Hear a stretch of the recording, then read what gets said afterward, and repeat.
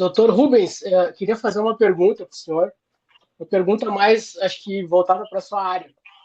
O senhor fez alguns habeas corpus aí, né, no sentido de alguns envolvidos, se eu não me engano, no que aconteceu ali na Praça dos Três Poderes. E como o senhor falou, hoje em dia, tudo que foi feito ali é o que não deve ser feito. Como é que está a situação para quem é advogado hoje, né, em relação a isso que está acontecendo no STF?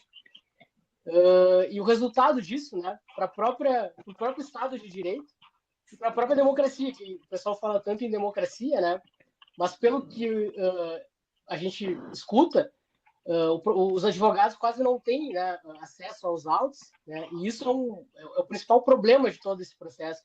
Como é que fica o advogado, né, porque ele é uma parte muito importante aí em tudo que aconteceu, bem como o senhor falou que lá na frente, né, a história do processo vai ser provavelmente revista, né, vai virar mais ou menos um manual ali do que foi feito de errado para não se repetir. Hoje, acho que bem a contento da sua pergunta, houve uma manifestação do presidente da OAB do Distrito Federal e, em síntese, ele pediu respeito. Né? Havia muitos comentários, né, a respeito do 8 de janeiro, os eventos ao redor desse fato. Estava marcada uma manifestação, uma comemoração, para comemorar as prisões, comemorar o desfecho desse processo. Não saiu bem como os organizadores imaginaram, teve pouca adesão, até porque o brasileiro tem um espírito alegre, né? Acho que sair à rua para comemorar a prisão de alguém é uma coisa, sei lá, acho que até uma coisa patogênica, né? Uma coisa meio doentia, mas... Bom, o presidente da OAB do Distrito Federal, ele pediu respeito sobre as manifestações, sobre qualquer manifestação a respeito desse 8 de janeiro, e as pessoas que estão presas e outras que estão perseguidas, estão com a vida totalmente destroçada em função desse processo, porque o 8 de janeiro, isso palavras do presidente do Distrito Federal, da OAB do Distrito Federal, o 8 de janeiro não acabou, quer dizer, esse processo não acabou. Então, está na Constituição, né? A pessoa só pode ser considerada culpada com trânsito em julgado na sentença condenatória. Isso, em tese, ainda não ocorreu. Então, ele pede, assim, com muita lucidez, que as pessoas esperem, né, ponderem, antes de se manifestar, até o fim do processo. Que ele acha que o processo vai se alongar. Eu escrevi anteriormente a esse artigo um artigo falando dos julgamentos de Moscou. Aí uma pergunta até um pouco difícil, assim, porque o que aconteceu, né, na União Soviética, nos julgamentos de Moscou, era simplesmente, né, o Estado, né, o aparato burocrático unido, né, para destruir adversários políticos, né? Não era para se fazer justiça. Observando o que acontece hoje no Brasil, quando a gente vê o nosso judiciário, e principalmente a Polícia Federal, né, que está tendo uma atuação de polícia política.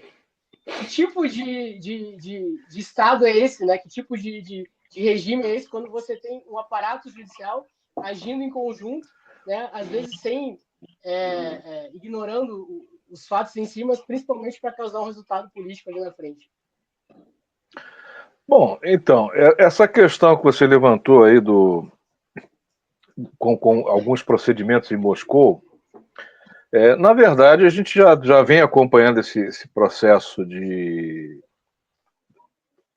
utilizar o judiciário como máquina de guerra política. Recebe um nome, né? Chama-se lawfare. Então, quando a vítima de lawfare era a esquerda, naqueles processos de... Porque perceba bem, isso era uma coisa que Só para situar vocês, a gente fez vários movimentos, tem feito vários movimentos ao longo dos anos, principalmente nos anos 2000, né, nesses últimos 25 anos, tentando mostrar alguns problemas que foram aparecendo em função da modificação legislativa introduzida já na primeira gestão do governo Lula. Quando ele entrou, ele aprovou a ficha limpa, a lei da ficha limpa.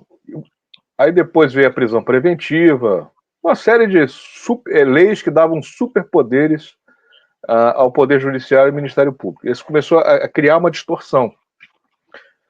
Já havia um problema, isso se debatendo ao longo dos anos 90, que foi o legado do Ministério Público. Nenhuma instituição teve mais ganho com a Constituição de 88 que o Ministério Público. O Ministério Público se tornou uma espécie de quarto poder no Brasil, sem ser poder, né? Porque são 3 poderes, né? Os 3 poderes. O Ministério Público não era poder, mas era mais poderoso que os 3 poderes. No ano de 2011, foi iniciado, né, um processo para tentar implantar um sistema de freio e contrapeso, né, que foi a PEC 37, de 2011. Só que ela veio no momento em que já havia um outro movimento jurídico, em função do artigo 37, inciso 10 também da Constituição, que desembocou na PEC 300. E esse se tornou teve mais força naquele momento, por quê? A PEC 300 dessa época, de 2011, 2010 e tal, só para situar vocês, é o que instituiu o piso das polícias. Ou seja, nenhum policial brasileiro poderia ganhar abaixo de um determinado patamar. Isso aconteceu por quê? Com essa história de ditadura, de que a polícia é malvada, que os militares são ruins, que o exército é péssimo, aquela coisa toda em função do regime militar, da abertura, quer dizer, uma coisa que vinha se arrastando desde a década de 80 com a abertura, né, que foi promovida pelo general Figueiredo, né, que aí veio toda aquela turma que estava exilada durante o regime militar, se tornaram governadores de estados e tal. Então, havia um processo de desconstrução da segurança pública, e de várias formas, né? E a forma mais contundente, que gerava resultado, era essa desconstrução salarial. Um bombeiro do Rio de Janeiro, por exemplo, bombeiro militar, na época ganhava acho que R$ 1.600. Era uma coisa desse patamar, assim, mais ou menos. Então era irrisório. Esses R$ 1.600 não dava para a pessoa viver, né? Enfim. Então, essa PEC 300, ela surge junto com a PEC 37 de 2011. Foram 2 PECs, né? Eu estou usando esse termo só para situar novamente, para quem não sabe, projeto de emenda à Constituição, ou seja, são projetos legislativos cuja proposta é alterar o texto constitucional. Então, a PEC 37 buscava criar um freio e contrapeso para o Ministério Público, e a PEC 300 equalizar o salário das polícias. Aonde essas 2 PECs se encontravam? A PEC 37, para estabelecer limites, né, para a voracidade do Ministério Público, é o seguinte: a sua função não é investigar. Se oferece denúncia, quem investiga é a polícia. Para colocar as coisas assim, a polícia investiga, junta os elementos, o Ministério Público avalia se oferece denúncia ou não, e o Judiciário julga, né? Então, esse é o jogo do processo, como como deveria ser, vamos dizer assim, como está escrito na lei, como manda o figurino. Sem a PEC 37, ela foi afundada por um movimento muito forte, né, do Ministério Público na época. O Ministério Público, assim, entendeu que poderia investigar, ou seja, não precisava da polícia. O Ministério Público poderia ser polícia, investigar todo mundo. E o que acontece? Começou a investigar o Judiciário, para o Judiciário fazer o que eles queriam que eles fizessem. O Ministério Público se tornou um poder assim inigualável. Eles compraram um sistema chamado, na época, né, o Guardião. Hoje tem o Córtex, que é mais desenvolvido ainda. O Ministério Público tinha um acervo vasto, incomensurável, de dossiês de tudo, de todo mundo. Escutas, gravações. É uma arapongagem, assim, fenomenal. Em função dessas mudanças legislativas que o Partido dos Trabalhadores foi aprovando sistematicamente. Superpoderes. Aí o que acontece? Em dado momento, o judiciário falou assim, não, peraí, nós somos poder. Né? O poder judiciário é poder, como legislativo, como executivo. O Ministério Público não é poder, ele está, vamos dizer assim, está acossando, né? Está coagindo o judiciário. Então o judiciário começou a também transbordar das suas competências. Aí ele virou polícia, ele virou Ministério Público, ele virou tudo. O resultado disso é o 8 de janeiro, que é o ápice dessa distorção. Você tem um magistrado que é vítima, ele é julgador, ele é o investigador, ele é o acusador, e assim, ele entende quando, ele delibera quando que a defesa pode ou não pode fazer, o que ela pode ter acesso, o que não pode, o que é secreto. Não, pode ter processo sigiloso.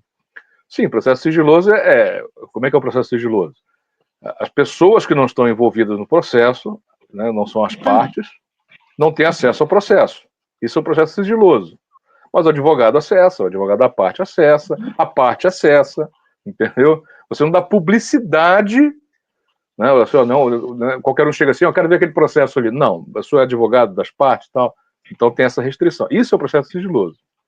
O que não se confunde com o processo secreto, ou seja, cuja existência física é ignorada e ocultada. Percebe? É jogo de palavra, né? Eu até conversei muito com o Arthur nesse sentido, que nessa interação com Portugal, a gente vê como o português brasileiro modificou tanto o idioma, a gente tem mania de criar coisas, né? Então, essas criações linguísticas dentro do direito, né? A malandragem, não, secreto é igual o sigiloso. Não, não é igual. Porque se você não tem acesso... Aí que teve a fala do presidente da OAB do Distrito Federal, porque muitos advogados tentam trabalhar, né? Você tá, operação de direito, né? Você tem que fazer a defesa do seu cliente lá. Aí você chega, você é atemorizado, você é execrado, você é ameaçado. Você é ameaçado. O advogado é ameaçado. Se ele vai fazer uma defesa de uma pessoa que está lá dentro desse processo aí de ser execrado, né? Terrorista, fascista, não sei o quê. Então, é indefensável. Você não pode defender esse cara. Se for defender, você é igual a ele, ou até pior.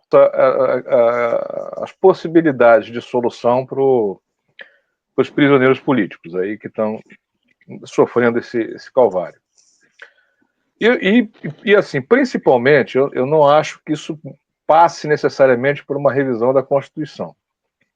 A Constituição que a gente tem, ela até é boa até demais em alguns aspectos. Né? Assim, garante muitos direitos, né? Pretende garantir muitos direitos. Então, o problema é justamente a supressão das garantias constitucionais por parte do próprio judiciário, que é um processo que já vem ocorrendo há muito tempo. Antes, vamos dizer assim, o canhão estava apontado para a esquerda, depois agora está apontado para a direita, vocês estão sentindo isso aí. A esquerda arrumou uma solução de se aliar, né, ao algoz, né, que perseguiu e destruiu e fez uma série de coisas aí ao longo de 5 anos, mais ou menos, 2007 até... Não, foi mais, né, foi 13 anos, mais ou menos. 13 anos de Calvário, e aí fez uma aliança, né, uma espécie de aliança, aí, um armistício, sei lá. E agora está junto com eles e o canhão virou para a direita e está atingindo aí mortalmente os integrantes da direita, né? Então, agora, existem mecanismos que ainda hoje, do jeito que está, na configuração que está, poderiam ser utilizados e que talvez ajudasse na solução do problema. Vocês perguntaram de começo aí como é que seria isso aí na história e tal. Vamos pontuar. É um processo judicial, viciado ou não, nulo ou não, com todas as intensidades. É um processo que está tramitando numa corte, está sendo julgado por magistrados e está lá com sentenças e tal. O que é possível fazer para um sentenciado político, né, um sentenciado, um condenado, né, ou um pré-condenado, para quem não foi condenado ainda, mas já está preso já há um tempão aí, esperando a condenação, porque vai vir a condenação, como o Arthur colocou, se o sujeito é a vítima, é o que oferece a denúncia, é o que investiga, é o que julga, você ele se diz vítima, quer dizer, ele já se considera que o outro é culpado já de antemão, né?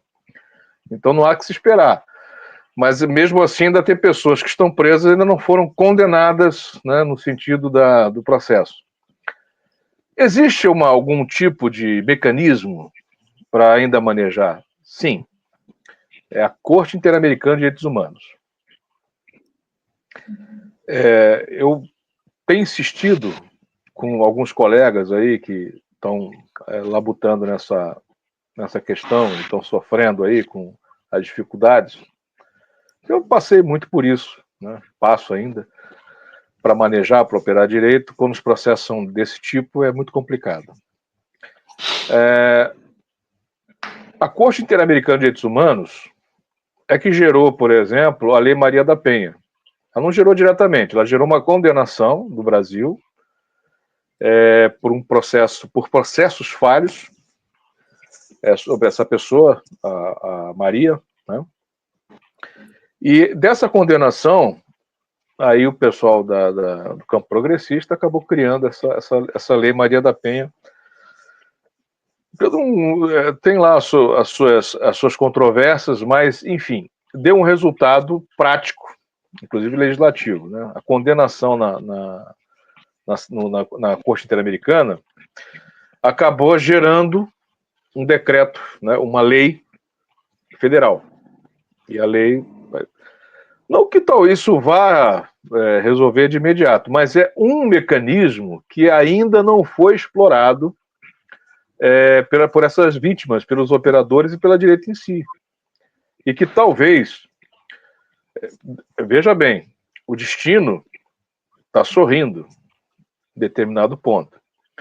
A análise global tinha vendido a ideia de que Trump foi um fenômeno passageiro, né? E que a história seria Biden e seguindo aí com os democratas na linha. E a realidade, né? A história se mostrou... Não, Trump é a história, Biden foi passageiro. Então inverteu completamente as coisas. Dentro dessa dinâmica que está ocorrendo hoje nos Estados Unidos, porque a sede é em Washington. Então eu acho que tem todo o conjunto conspira para que seja buscado esse caminho. Ou seja, pegar o que for possível dentro desse processo de tudo que tem acontecido, dos operadores de direitos aí com as suas vítimas, com seus clientes que estão lá. Agora, logicamente, isso tem que ter um apoio político estrutural. E aí talvez venha a participação da questão política, que está falando, tem um deputado, tem um senador, pessoal de direito e tal, poder ajudar a instrumentalizar isso aí, porque obviamente não é uma coisa barata chegar em Washington e manusear tudo isso aí. E pode ser também manuseado a partir de Brasília. Agora, sem uma estrutura para que isso seja feito, por um espírito assim de derrota já prévia, ou seja, não adianta fazer nada porque não vai resolver, eles estão no poder lá e não vai... Realmente tudo aponta nesse sentido. Não tem como eu passar um discurso aqui de fim do arco-íris, achar um pote de ouro que vai ser tudo maravilhoso, vamos vencer no final, porque de fato as coisas apontam para um horizonte sombrio, né? Porque você está entrando membros aí da Corte Suprema com menos de 50 anos, né?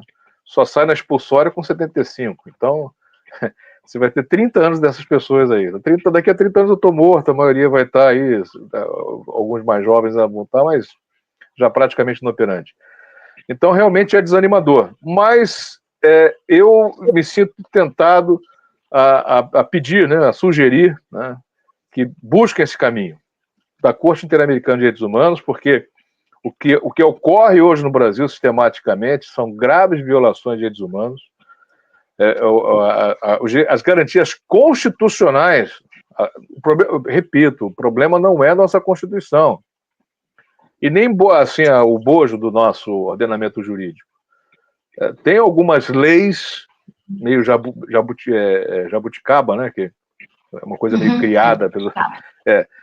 por exemplo, essa dos superpoderes acaba resultando nisso que a gente está vendo, essa coisa que você não sabe como vai lidar com isso. Porque realmente você não tem como esperar que alguém ali vai ser absolvido quando o juiz é a vítima. Se o cara se considera vítima de quem ele está julgando, já está sentenciado, já está pré-sentenciado, não tem o que discutir aí. Isso não poderia estar acontecendo. Então o processo ele é manifestamente nulo. Tá? Em qualquer lugar. Assim, o direito no Brasil é mais ou menos a mesma coisa. A nossa matriz é portuguesa, né? As nossas ordenações, filipina, a matriz é idêntica, é igual.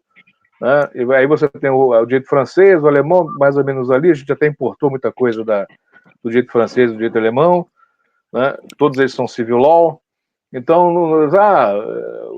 no Brasil é diferente, não existe isso.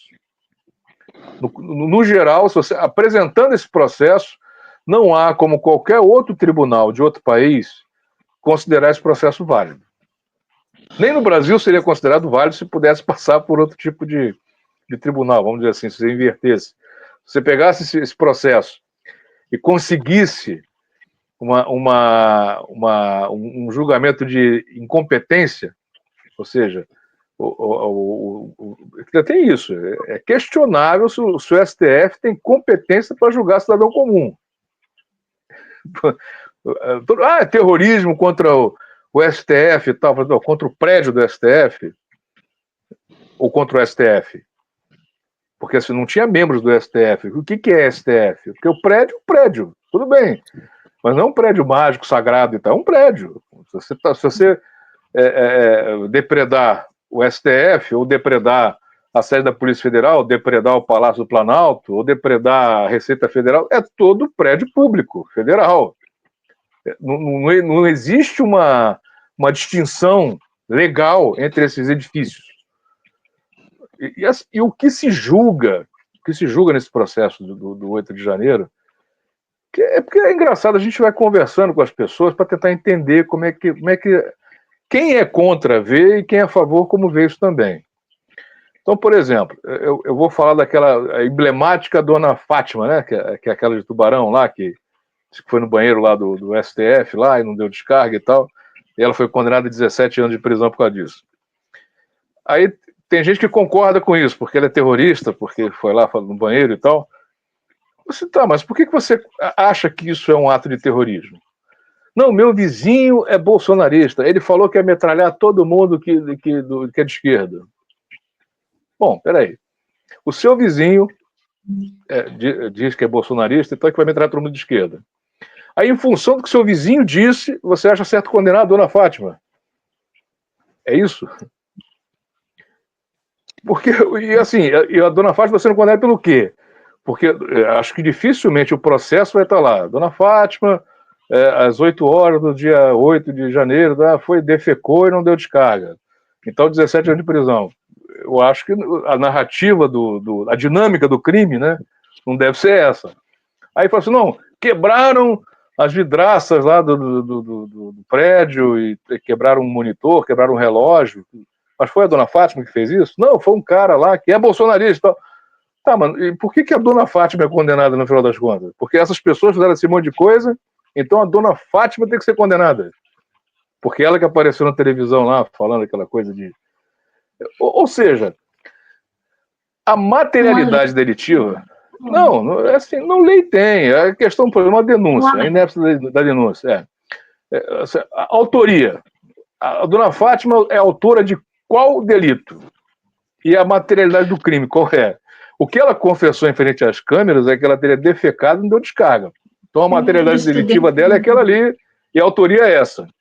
As outras autorias, de quem quebrou, por que quebrou e tal, inclusive não aparece. Aparece aquela coisa de tumulto, mas assim, não, fulano é que deu o pontapé e quebrou o vidro. E os outros ajudaram, né? Ou se um concurso formal e material. Não tem essas narrativas claras. Tem condenação em lote, pega aquele monte de... Não há provas. Essa é questão de... Ao contrário, nós identificamos por imagens, essas imagens já foram divulgadas, de outras pessoas fazendo, pessoas inclusive deles, da esquerda, militares convidando pessoas para entrarem, e nada disso foi anexado a processo. Não há mais, desculpa, Rubem, não há mais lei, entende? A sentença já foi dada, infelizmente. Então, mas, Vera, mas é isso que eu estou falando, a questão não é essa. Então, a questão é essa, olha só. Prova. Tá, você pega lá, a vidraça está quebrada. É fato, a vidraça está quebrada. A questão é, quem quebrou?